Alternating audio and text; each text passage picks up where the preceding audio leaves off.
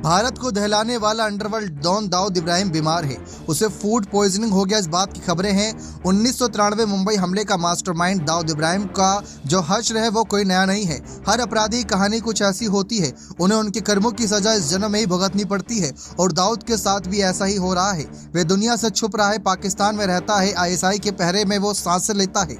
एक दौर में दाऊद के पास क्या नहीं था, अंडरवर्ल्ड की दुनिया में उसकी तूती बोलती थी। आज भी वे सबसे अमीर गैंगस्टरों में से एक है। फोर्ब्स 2015 की सूची के अनुसार दाऊद की अनुमानित संपत्ति $6.7 बिलियन है। एक पुलिस कांस्टेबल के बेटे दाऊद इब्राहिम ने किशोरावस्था के दौरान डकैती, तस्करी, धोखाधड़ी और अन्य छोटे अपराधों में शामिल होने के लिए गिरोह बनाया।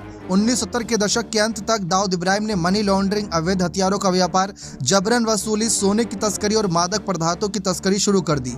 उसने डी कंपनी का गठन किया, एक ऐसा सिंडिकेट जिसके बारे में माना जाता है कि उसके हजारों सदस्य कई महाद्वीपों में काम कर रहे हैं। उसे 1993 के सिलसिलेवार बम धमाके का मास्टरमाइंड बताया गया।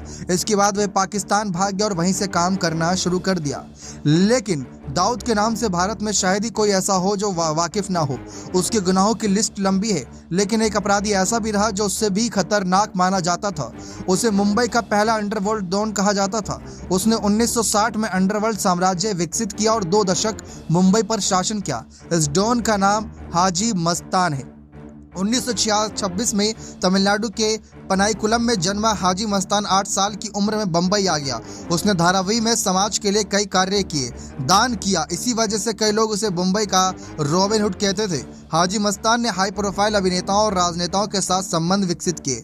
ये मुंबई में स्मगलिंग का किंग माना जाता था। बॉलीवुड हो या फिर पुलिस, हर कोई इसके नाम से घबराता था। 1980 में उसने एक राजनीतिक पार्टी भारतीय अल्पसंख्यक सुरक्षा महासंघ बनाई। उसकी जिंदगी बहुत लंबी नहीं रही। 1994 में 68 वर्ष की आयु में उसका निधन हो गया। हाजी मस्तान को सुल्तान मिर्जा और मस्तान मिर्जा के नाम से जाना जाता था।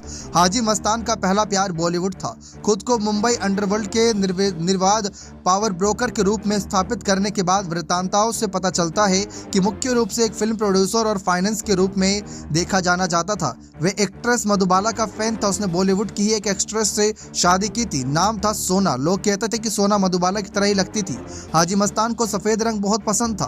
वे बेदाग कपड़े, सफेद कपड़ों में सजी धजी मर्सिडीज कार में मुंबई की सड़कों पर घूमता था। हाजी मस्तान के बारे में कहा जाता है कि उसने बंबई पर राज तो किया, लेकिन कभी अपने हाथ से गोली नहीं चलाई। ये काम उसके लिए वरदराजन मुदालिर और करीम लाला काम करते थे।